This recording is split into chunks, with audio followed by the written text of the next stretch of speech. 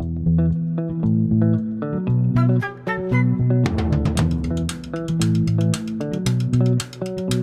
and welcome to Season 2 of ReFolkUs, where we talk to artists and music industry professionals about building sustainable careers as creative workers, with a focus on folk.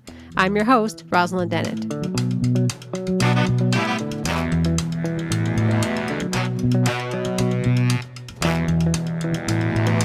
Hello and welcome to ReFolkUs. Shakura S'Aida is an award-winning performer who has traveled the globe for more than 2 decades, connecting and inspiring audiences with her powerful vocals. An undeniable talent and an outspoken advocate for human rights and racial equality, her artistic work reflects that which impacts and connects us all: love, conflict, community, life, and death. A central figure in Toronto's music scene, the Brooklyn-born, Swiss-raised entertainer has garnered not only an international recording and touring career, but has shined on the theater stage as star and creator of the 4-woman tribute to Nina Simone, the Nina Project, and in roles on screen including as Lena, member of the beloved Jazza Gals, in the acclaimed series Schitt's Creek. Her latest album, Hold On to Love, was nominated for Contemporary Roots Album of the Year at the 2023 Juno Awards and won Album of the Year at the 2023 Ontario Folk Music Awards. Please welcome Shakura S'Aida.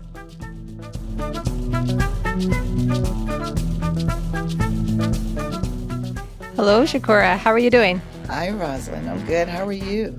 I'm doing very well. Really looking forward to this conversation about conversations, but also kind of dreading this conversation about conversations because it's about hard conversations. I wanted to let everyone in on some of the inspiration why I asked you to be a part of this. You specifically, without getting into the details, but I'll start by saying that I am conflict avoidant to the very core of me. I find hard conversations fascinating, but difficult. And my instinct inside is to run away and hide for them and get as far away as I possibly can. And, we had a situation where we were kind of dealing with the same conflict. And my instinct was maybe this will just go away if we don't acknowledge it and look at it directly, and your approach to it was really quite the opposite. And it was about talking to the people involved directly and getting possibly those people to talk to each other and really facing the conflict head on with a hard conversation with multiple hard conversations. Did you see it that way as well? Is that how you would typically approach something like that? Do you come to it in the moment? I think for me, I spent a lot of my younger years compromising on my truth on conversations in order to maintain peace. And I come from a family where we've always talked about things. I would have conversations with my mom about sex from the time that I decided I was going to have it. When I learned that my parents would listen to me and would give me their opinion, whether I liked it or not, it made me want to have those conversations with everyone. On top of it, I'm a born Brooklynite. New Yorkers, they'll tell you what's going on and they'll be straight up forward. And I've learned over the past few years that not every country, every state is like this. Other people tend to be a lot more quiet or perhaps even passive aggressive about how they approach things. But I find that allows you to be misunderstood. With my kids, I've always believed in talking and saying, this is what's going on. This is how I feel about it. Let's talk about it. I might react perhaps in a negative way. I might get a little bit angry, but I'm always going to be willing to listen, and to consider what's going on. And my number one rule is if I'm speaking to someone, am I speaking to them because I need to say it or because I think it's actually going to help us moving forward? And so that's how I judge whether or not to have a conversation. Is this just for me or is this for our future journey? And I have to be honest, 6, 7 times out of 10, it's just for me. So I have the conversation in my head and I don't have it with the person. But if I think we're going to be having future relationships, then I really do think it's necessary that I say it in a way that leaves my emotional side out of it and just talks about, this is what happened. This is how I took it. This is how I would like to move forward. What do you think? And I'm really clear about that, because the emotional side of it, we get caught up in that. What I'm looking for are results. What I'm looking for is, how do we resolve this? We can keep talking about the problem, your side, my side, and the truth that's in the middle, or we can figure out, how do we move forward? And that's always my goal. Let's move forward. If it's something I don't think we can move forward on, I'm really honest about saying, I hear what you're saying. I understand why you did what you did. I understand why you need to move in that direction. That doesn't work for me. Thank you very much for your honesty, for your clarity. I'm going to go left. You go right. I'm almost 60. I ain't got time for that. That leads into my question about when you said sometimes you have these conversations with yourself. So Yeah. maybe there's a time when we kind of think to ourselves, oh, it's not worth it. It's not worth it to have these conversations, and like maybe worth the time, worth the energy. So when we are having these conversations and decide to enter into a difficult conversation, you do that out of respect, right? You want to keep that relationship and you respect that person. Like it actually means a lot if somebody's coming to talk to you about something difficult, because probably, like you said, 60% of the time they're just going to have that conversation in their head and not bother. Yeah, absolutely. I think it's also about understanding expectations. I always ask them when I'm talking to, my friends, and they're talking about romantic relationships and talking to their partners or some person they're dating, what is your expectation with the conversation that you're hoping to have? 9 times out of 10, the people have already told you who they are, either through their actions or through their words. So you already know how they're going to react. What is your expectation? So part of having a conversation is really being realistic about your expectation. Is your expectation that that person will listen? Is your expectation that that person will change? Is that expectation that, you guys come to some big kumbaya moment? And how realistic are those expectations based on the relationship you have with that person? Because if you're dealing with a stranger and, they butt in front of you and you say, hey, you butted in front of me, what is your expectation? Are you expecting them to say sorry and move out of the way? Or you just want to be acknowledged? If you just want to be acknowledged, do you really need to tell them? Because why do you need to be acknowledged on that? You just realize that they butt in front of you. If you're over it, then you're over it. But if you want them to acknowledge you and move, then understand that your expectations might not be met. It's just about going into it with this thing of, I'm just telling them because I want our relationship to be in a better place. However you're going to react is going to be acceptable to me. I might not like it. You react however you want to, but I want our relationship to be based on clarity and truth and transparency. So this is why I'm giving you this information. You did this, or I did this.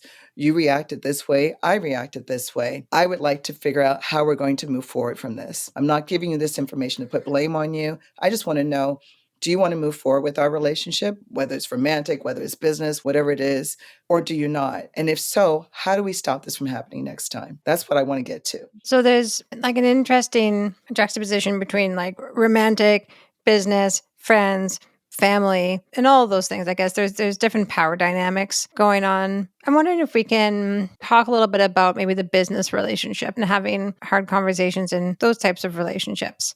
Do you approach them differently? I think as a woman, and for me as a Black woman, I have found it really challenging to have hard conversations.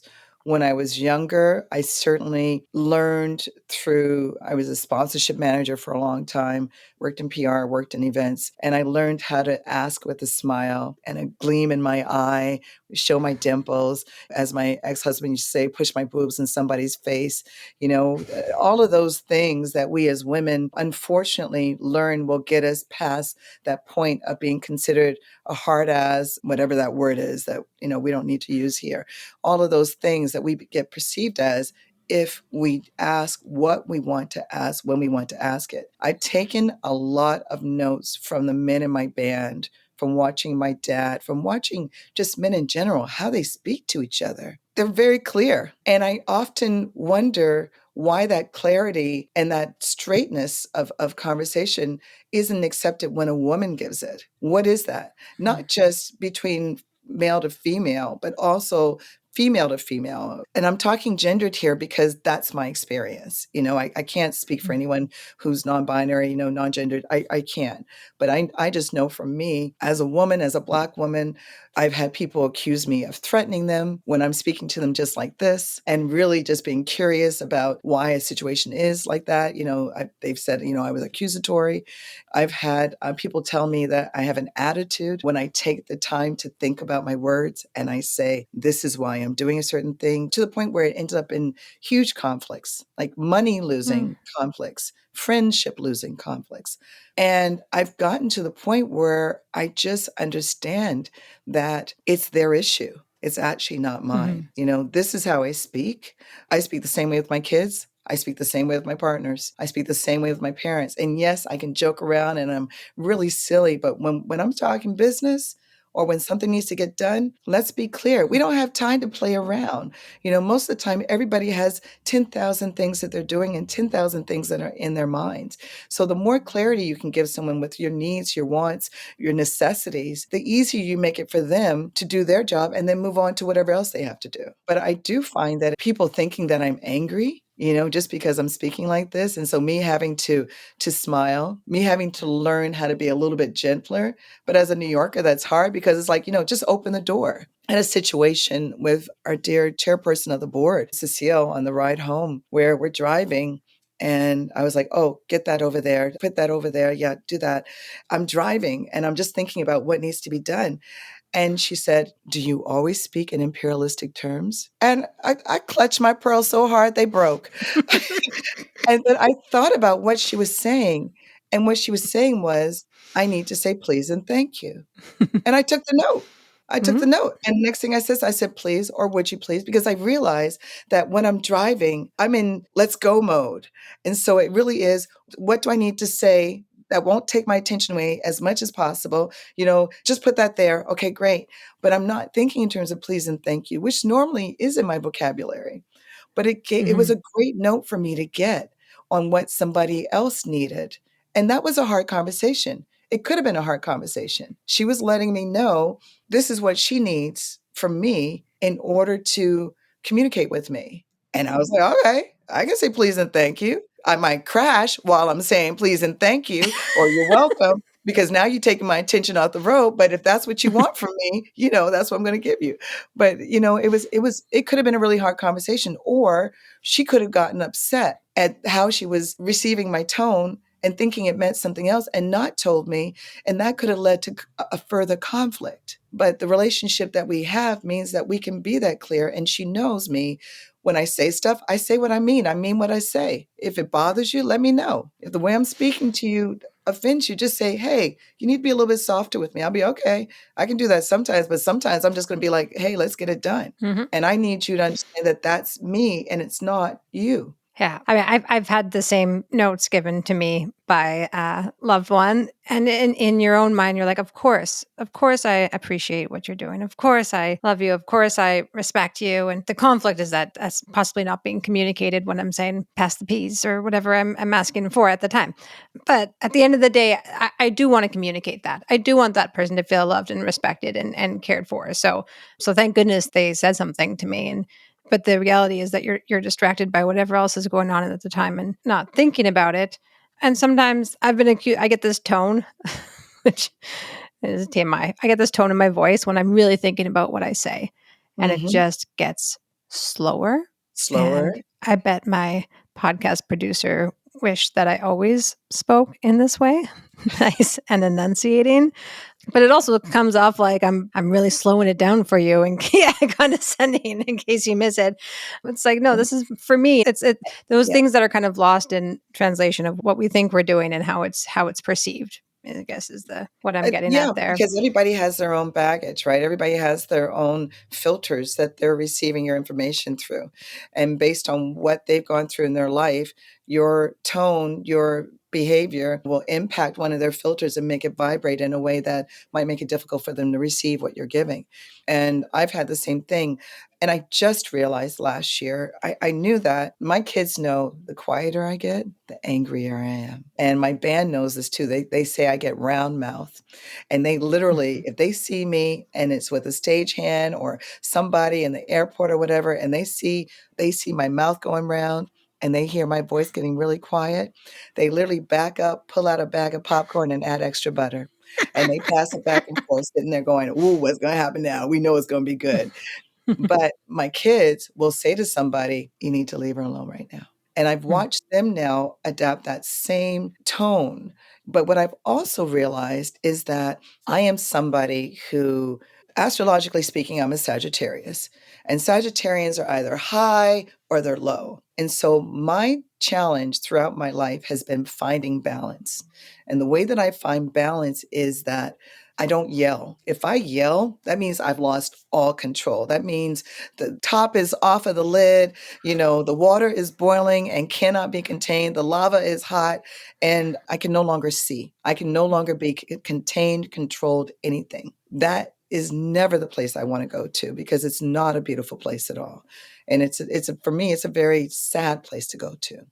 So the angrier I get, the quieter I get, so that you actually have to listen to what I'm saying. The challenge with that is it's been taken as me giving tone, or me being condescending, or me having attitude. And what I realized last year is I also speak that way when I haven't yet processed something, but I know that I have to communicate with people before I'm ready to. And in order for me to not go into an emotional place, I tap that down and I become really pragmatic. But again, what that has led to is people thinking that I'm being condescending. I'm giving them attitude. And I find that so interesting, because when has calmness ever been associated with being condescending?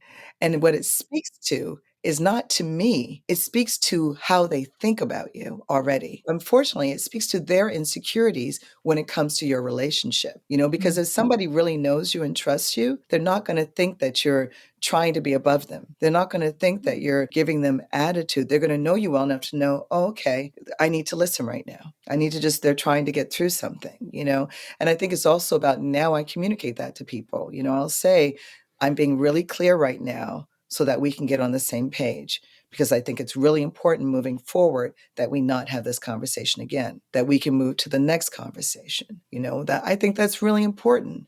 And I've learned now, like I said, I'm almost 60, and I've waited a long time to get here. I've been through a lot to get here. I've made a lot of mistakes to get here, and I've gone through a lot of different types of lives to get here. I deserve to speak in a way that leads people to accepting me and understanding me the way I really am, as authentically me as I can be, period. With regards to the power dynamic when you're dealing with a buyer, employer, an engager, those kinds of conversations and those negotiations, do you have a way, like something in your back pocket that you use to have those kinds of talks? Like an example of negotiating a fee or something like that? I think what I've learned is that I'm more experienced now. I'm at a certain level of my life. I'm certainly not, Diana Ross or Tina Turner or Barbara Streisand. And so I don't need, I do need their fees. I really do. If anybody's listening, I would love to have a Tina Turner type fee, but I don't need to pretend that that's where I'm at. But I think any conversation I have, I know my worth. And that's where it comes from. I'm at a place now where I'm grounded with who I am. I have no misconceptions about me being, Serena Ryder. I know I'm not her. I love her dearly, and I love where she's at in her life. And I know you're not going to pay me at that level, but I do know my worth, and I do expect to get paid at my level. So I will have an initial conversation with you, and then I will send it over to my management team, to my agents, because I don't want to talk business, because I don't want you to tell me that you don't think my worth is what I know it to be. And I'm very clear about that. I just came from the Blues Summit and had some conversations where people wanted to talk to me about business. And I said, you can say whatever you want to say to me, but you're going to be meeting with my mom in a couple of weeks, and she's my boss, and she's going to have an entirely different conversation with you. And I wish you luck. Because as my mother says, I will smile and I have fun with people, and I will talk about these grandiose ideas. But the truth of the matter is, I'll tell you what I want. But if you start negotiating with me, I need to send you over there, because I'm not going to do that anymore. I'm an artist. I am a businesswoman, but I'm an artist. And I do understand that me representing myself means that you're going to think that I don't need as much, but I do. And I also think what I've learned, I have great social anxiety, huge social anxiety. And I also used to have huge stage fright before a show. So the things that I've learned are, in order to get through the social anxiety, I embrace people, like physically embrace people so that we can feel each other's energy so that they know I come in peace. But it also helps to put me at ease because I know they're getting to feel me and getting to see the real me. I make sure I keep it business. I'm going to joke around with you and stuff like that, but business is business. I had one buyer, and I can talk about this because I doubt they're going to remember, but they came up to me after my showcase and they were like, you are the best Black girl band. And I went, no, we're going to cut race out of it. You do not need to be bringing race into this. And he goes, okay, you are the best girl. And I went, nope, we're going to take gender out of this too. Why don't you just say the best band? And he went, okay, and they could have taken offense at that. But I didn't care because my boundaries are my boundaries. I don't need you talking to me about being Black unless I have opened that door. I do not need you talking to me about being a woman unless it's appropriate. I don't need that. And in that circumstance, it's not appropriate. People coming up and interrupting conversations when you're clearly talking to someone and being able to say, I'll be with you in just a moment. I just want to finish this, or please give me a minute, and not allowing them to disrespect someone else or to disrespect you. It doesn't always get taken well. That also happened on the weekend. It doesn't get taken well, and I have to go back and apologize. But the truth of the matter is, I'm doing a showcase. We're having a line check, which means we're not even having a sound check. I need to check in with my band before. This is my game. I'm in game mode. I don't have time to be nice. I don't have time to be cute. I don't have time to be kissing people. Give me a minute. I'm talking to my band and I'll get back to you afterwards.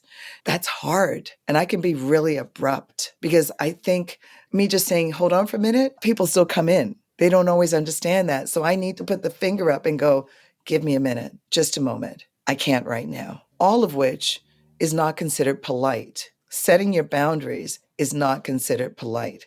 You have to house it nicely. You have to speak with a Southern accent. Can y'all give me a minute so I can get this done and I'll be right with y'all? No, that's not me, So I do those things and I operate in that way because if you're going to work with me, you have to know that that's part of the way I communicate. I'm not a bad person. I don't mean any harm, but I'm very clear. And then afterwards, we can go drink tequila and have fun and put our feet up. But when we're talking business or when I'm involved in business, it's going to be business. Why is it okay for men to do that? Why is that okay for them to be, hey, John, I know you asked for, this much, but hey, we've only got this much room and you're just going to have to take it. And John will go, well, Dave, that's not going to work for me. You promised me this much room and that's what we're going to do. All right, John, you're right. I did promise you that. I'll move some things around. Let's do it. If I talk like that, saying, no, that's not what you promised me, all of a sudden I'm an angry Black woman or I'm a real bitch, hard nose, all of those things come into it. I ain't got time for it. It's such a shame, all these layers of trying to please people that we're putting over just trying to communicate and wanting to communicate clearly and then having to mask it with all the things to make other people feel more comfortable with you communicating clearly. Yes, it really is. And you really have to make a decision. For me, it is, I will work my best at saying it as softly or as gently as I can, but I'm also going to get it done. One of the things that happened recently was being told we're going to have a very short line check and I have a severe hearing loss in my right ear. And it says so on my stage play. It says so, on my rider. And the person said, yeah, we're going to do this. And then, you guys will just have to fly with it. And I said, I have a severe hearing loss. I have a disability. I need to have a proper sound check on my microphone. And they looked at me and I said, it's an absolute necessity. And they said, okay. You can tell me what you need and I can say, okay, this works for me or it doesn't, but I can do the same thing, and I think we really benefit as Canadians to just not being as passive aggressive. I think that's where a lot of the miscommunication comes from. Smiling in your face and then turning around and doing what we want anyway. Why not just tell the person, look, I'm not going to do it. I'm not going to do it. I know that's what you want me to do, but I'm not going to do it. That's so much easier. And then I can either decide just keep negotiating with you and keep pushing the envelope, or I can just go, oh, they're not going to do it and walk away and, suck my thumb. I absolutely agree. Right off the hop, you were talking about coming from Brooklyn and that kind of cultural change in coming into Canada. Definitely there is a culture of that I've witnessed in Canada. But how do we change that, I guess, is, how do we get more comfortable and sit inside of the conflict or sit inside of that uncomfortability? Yeah, I think the discomfort is oftentimes fear. And I think, getting over the fear is really important. We're afraid of how people are going to perceive us if we tell them our truth or we set our boundaries. We're afraid of how they're going to react if we disagree with them. We're afraid of losing a job, of losing face. And it's never as bad as we think it's going to be. Yeah, sometimes maybe it is, but we feel a lot better afterwards.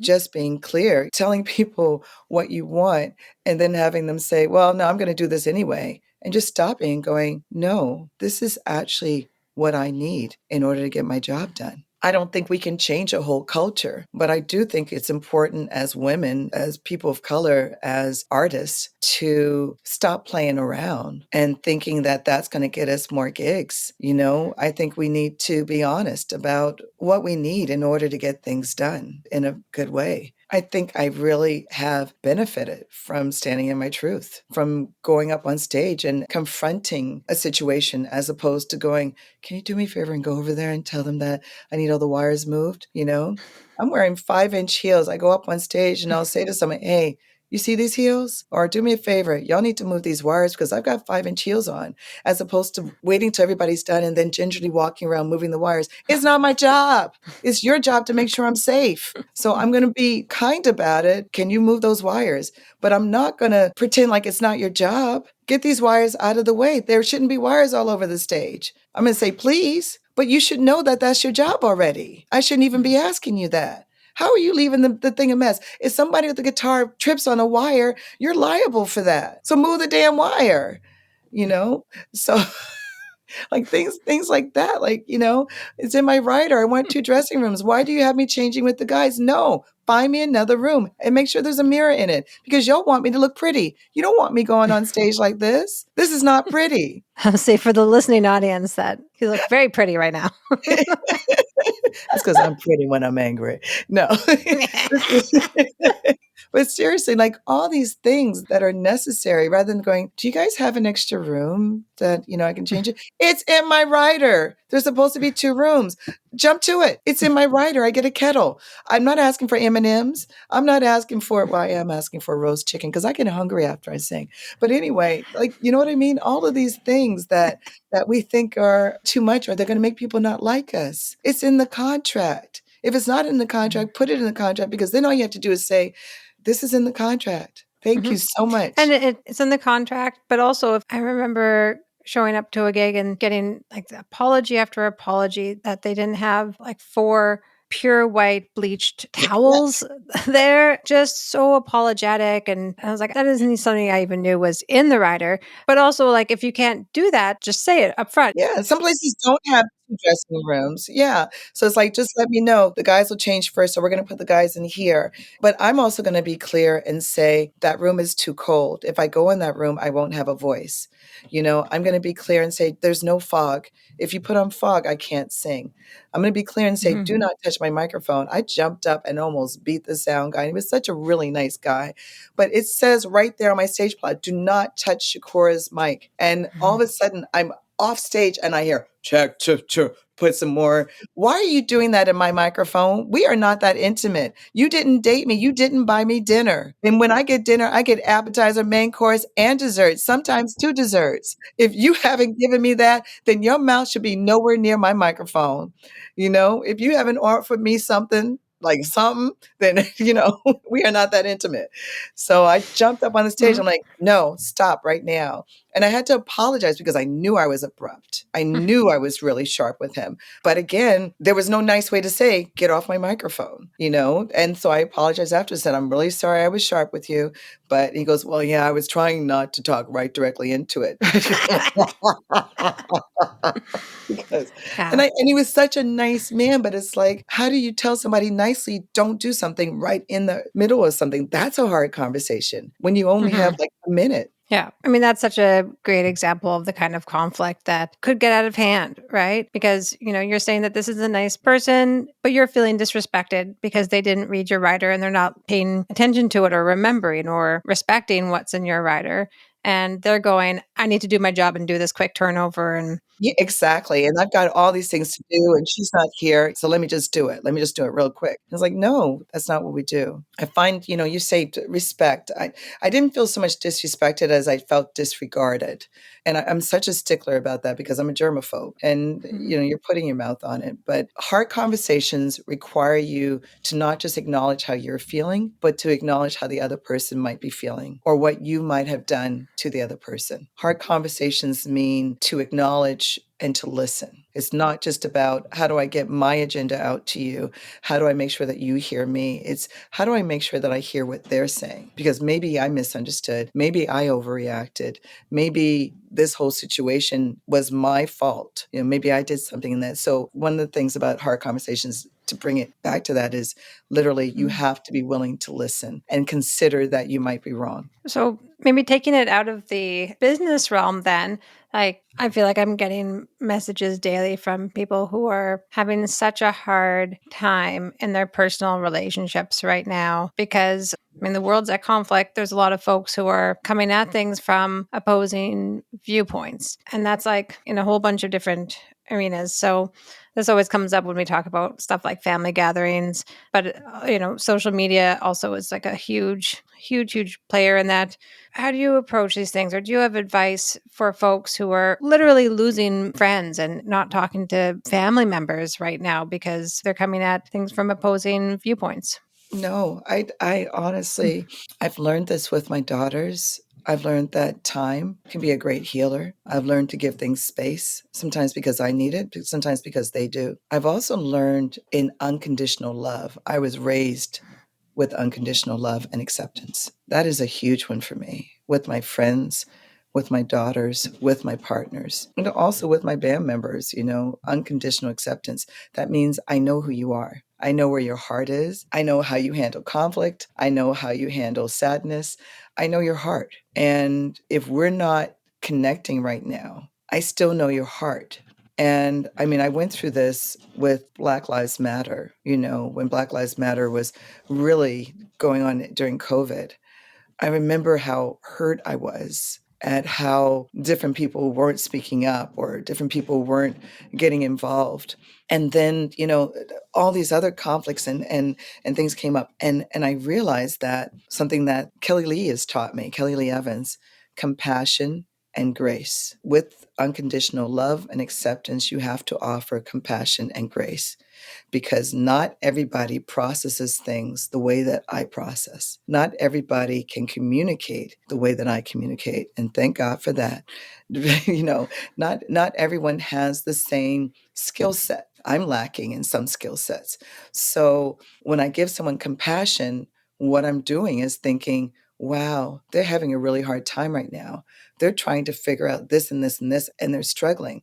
And their challenges are really impeding their growth or our relationship. They need compassion right now. They need me to just go, I love you. I can't hang out with you right now, or I need some space right now, but I love you. That grace is not everybody is able to process things in the same way, time, with compassion, with empathy, all of those things. Not everyone we're not raised the same way. The four agreements, everybody's got their own agenda, and that agenda isn't necessarily a negative agenda.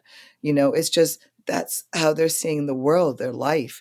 And if we start cutting people out or leaving relationships based just on when I say just on conflict, what we're saying is the only way you can be in my life is if we agree on every single thing. What an empty life that'll be if every one of us agrees on exactly the same thing. And we have no disagreements. We have nothing that we differ on.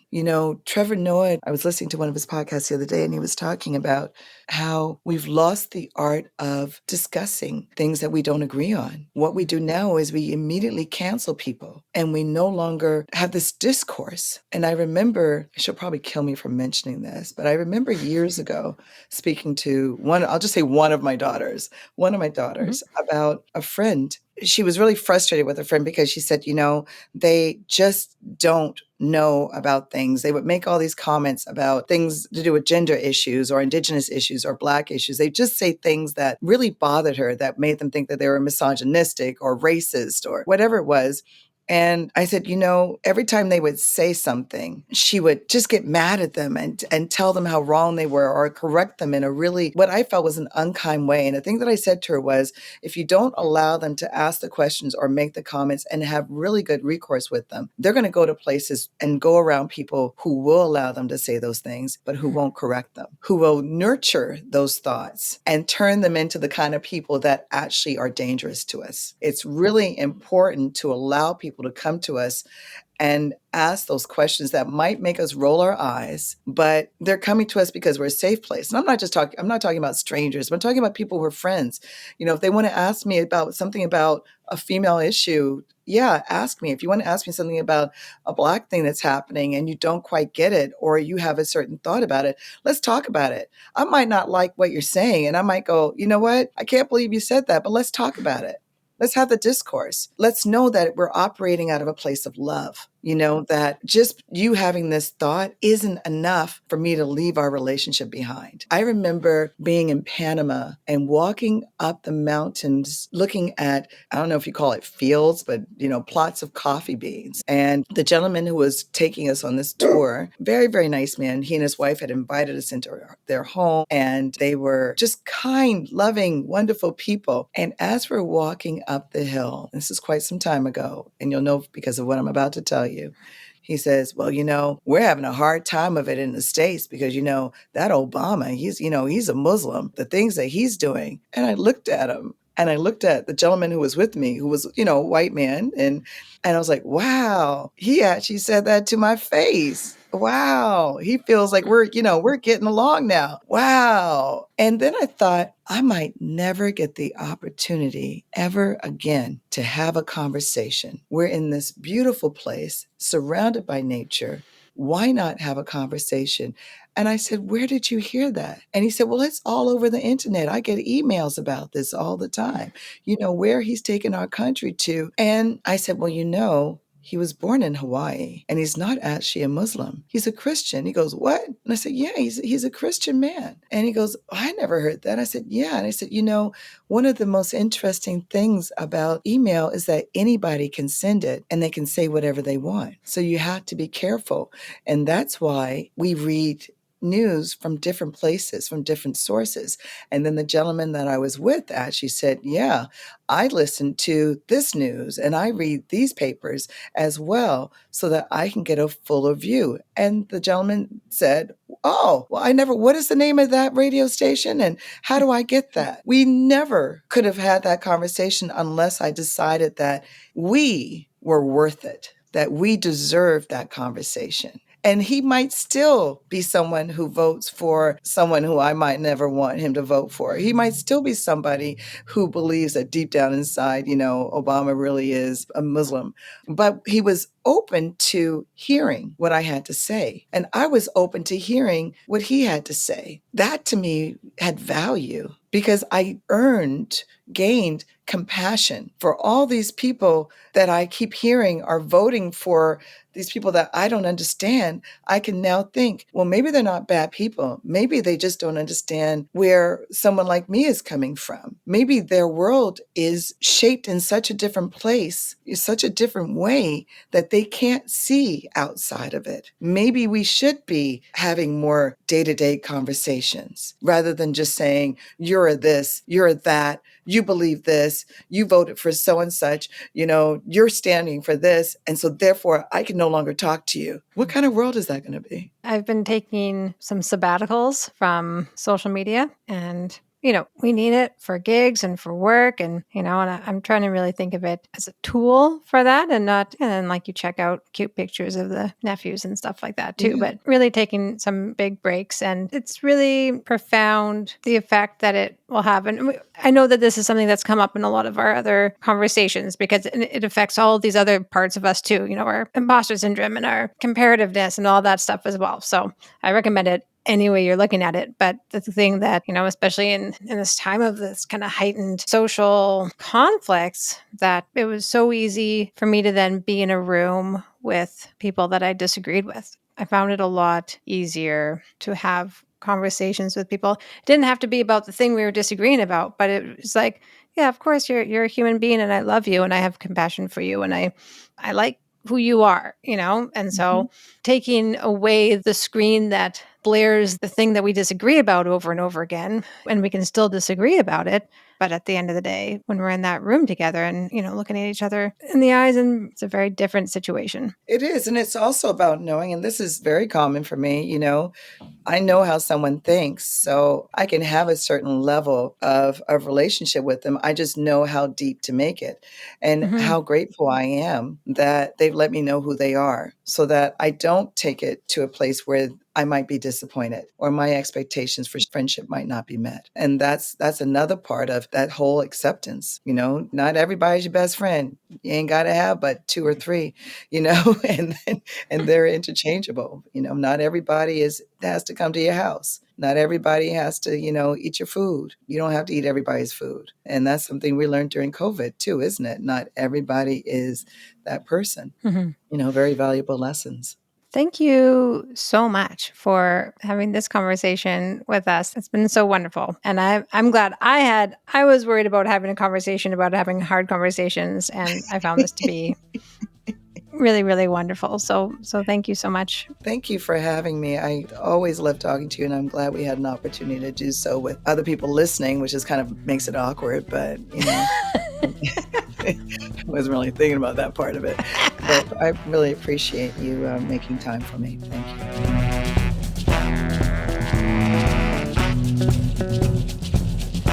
That's all for this episode, friends. The ReFolkUs podcast is brought to you by Folk Music Ontario. Find out more by heading to folkmusicontario.org/refocus. That's ReFolkus. The podcast is produced by Kayla Nizon and Rosalind Dennett and mixed by Jordan Moore at the Pod Cabin. The opening theme is by King Cardiac and the artwork is by Jamie Carn. Please give us a download, a like, subscribe, rate, and review to let us know you're listening. Until next time, keep playing that folky music.